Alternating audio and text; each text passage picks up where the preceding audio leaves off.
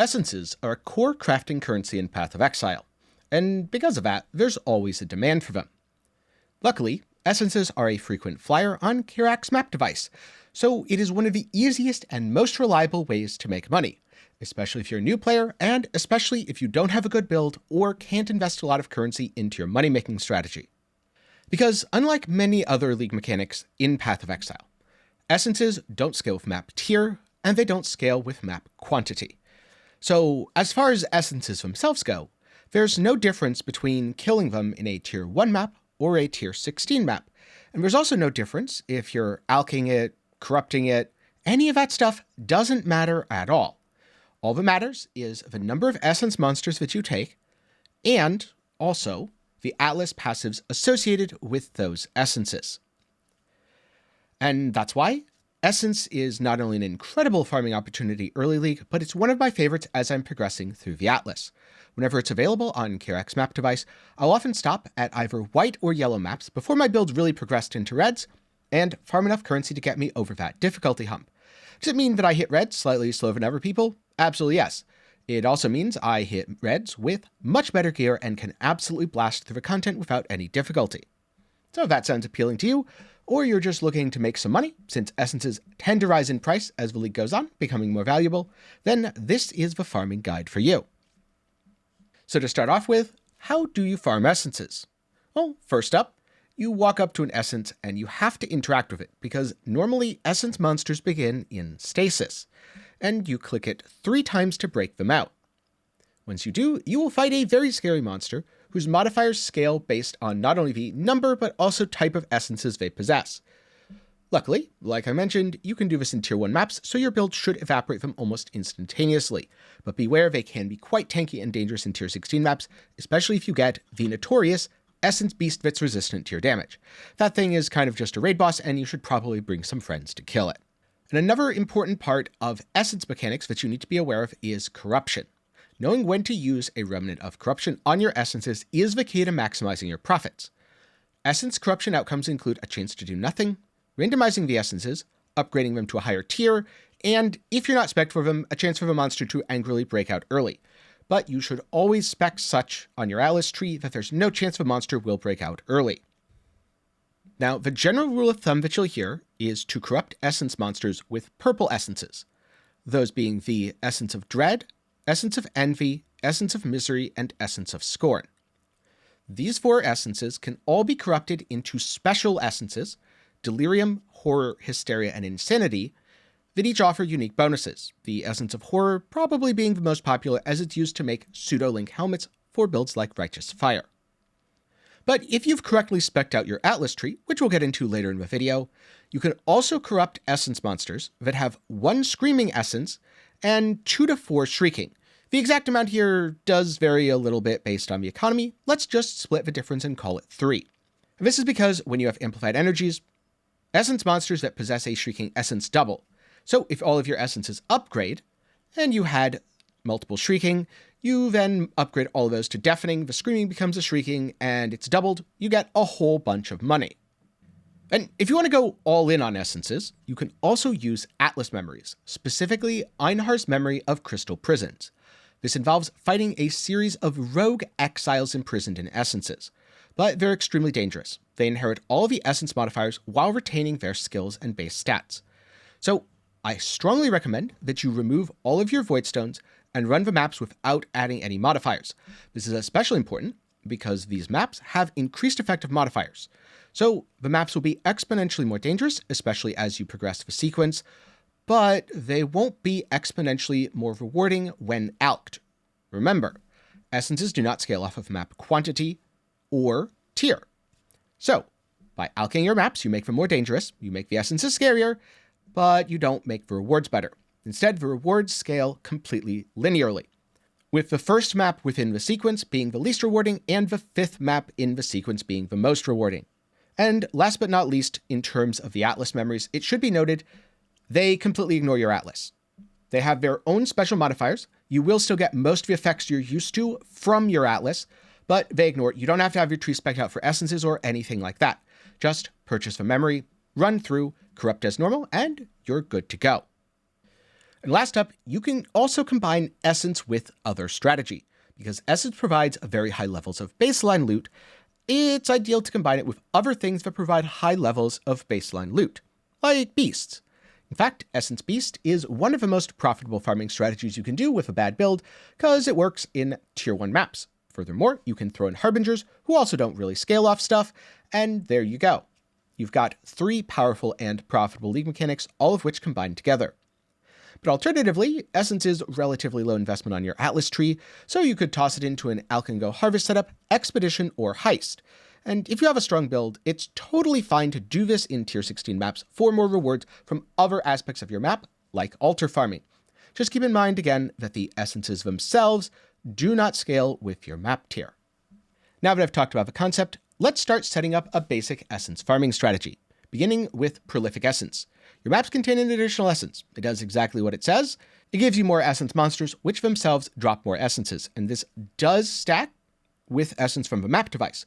So if you pay 2C and get +2 with Prolific Essence, you're paying 2C for +2, and you have 1 for free, for a total of 3 guaranteed essence monsters in your map.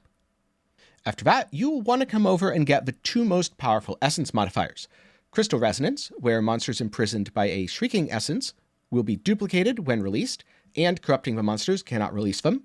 This is the duplication effect that is so important for corruption. You cannot farm essences without Crystal Resonance. And Amplified Energy, where essences in your maps are found 1 tier higher. So a Screaming Essence will become a Shrieking will become a Deafening, etc., etc.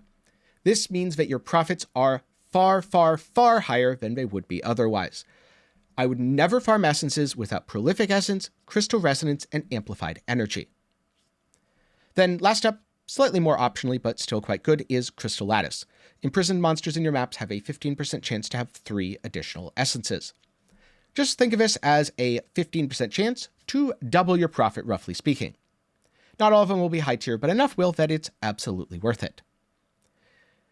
Now last up, most of the small passives give 5% chance to have an additional essence on the monster, which can lead to some crazy 8 or 9 essence stuff, and there's one node that you should avoid, at least most of the time. That is, monsters imprisoned by essences have a 10% chance to contain a remnant of corruption. The reason that in most cases this is bad is that a monster that already has a remnant of corruption cannot be further corrupted. So you'll find that super shiny Misery Essence, want to corrupt it to get a chance at horror. Yeah, no, you don't actually get to do that because it already has the corrupted tag. There are times when Remnant of Corruption is expensive enough that it is genuinely worth farming for these. And when it is worth farming for Remnant of Corruption, you should also invest in the Sextant, as it gives additional essences and remnants of corruption from your essences. However, I found that to be the rare exception rather than the rule. So just to use a theoretical example, if Remnant of Corruption was 3 chaos each, that's pretty darn good. And if on average a Shrieking Essence was only worth 1 chaos each, even in bulk, that might be a time where farming those remnants of corruption would be better. In most cases, though, especially as the league progresses, Shrieking Essences in bulk can be upgraded to Deafening, and those Deafening can be sold for Divines. Usually the price of an average Essence is more like 8 chaos per Deafening, which puts you at about 1.5 chaos per Shrieking, and that's a lot better than the roughly 2C that Remnants of Corruption tend to average. But of course, these are all averages, prices change every league, and realistically, you should do your own research. Run 2 test sets of 40 maps with and without the nodes, with and without the Sextant, see how it goes, and try it for yourself. Speaking of, how do you run the essences? Well, that's pretty darn simple. Run through your map until you encounter an essence monster. Check to see if it needs to be corrupted. If it does, corrupt it. Then activate the monster and kill it. Collect the essences. Repeat this until there are no other essence monsters remaining, at which point you can leave. If you added 3 for sure, then it's probably only going to have 3, and you can kind of just run through. Certain map layouts are better for this than others.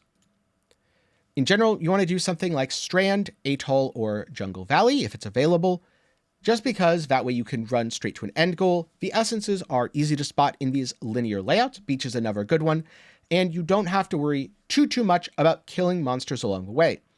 If there's something like the Fortunate Divination Guard as a reward, that's also cool, but your goal isn't to kill general monsters in your map. It's really to go from essence to essence, Or if you added beasts, essence to beast to essence to beast to harbinger, hit all the major points of interest and skip the rest because it's really not that important.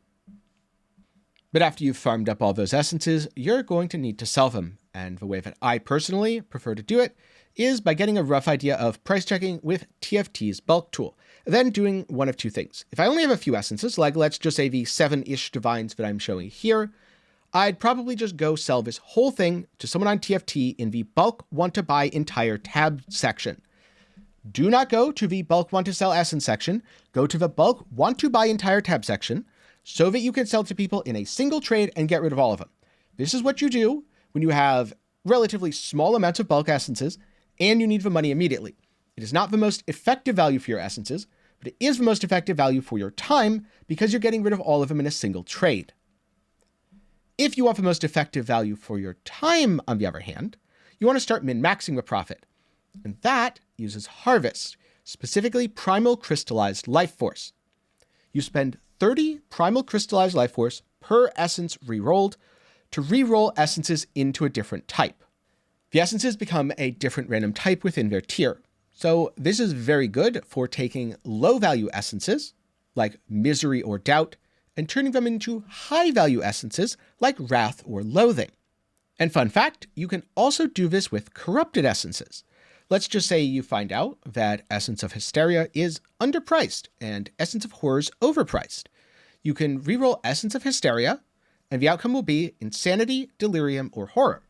Let's just say it picks Insanity. Well, it can't pick itself again. So now the options are Horror, Delirium, or Hysteria, which means on average within a couple of rerolls, you'll end up converting over to Essence of Horror or whatever other corrupted essence is the most expensive, because corrupted essences always reroll into a different corrupted essence. And so those are the basics of how essence works, the mechanics of farming essence, Atlas passives involved, general strategy, and how to sell the loot. Personally, I find that essence farming is one of the most reliable early game strategies, and surprisingly, if you just need a bit of money here or there and you don't have the best build, it tends to remain one of the best strategies even late into a league, since crafters always need more essences, and over time, crafters are willing to pay more currency for essences in bulk, which means, as someone providing the base currency, you'll always have demand for your product. If you enjoyed this and want to see more Path of Exile farming guides, then do be sure to let me know down below, and get subscribed so you don't miss the future video when it's uploaded. Or on the other hand, if you prefer reading to watching or just want a handy reference, you can check out this entire guide over at MaxRollGG. Link to that will be down in the description below.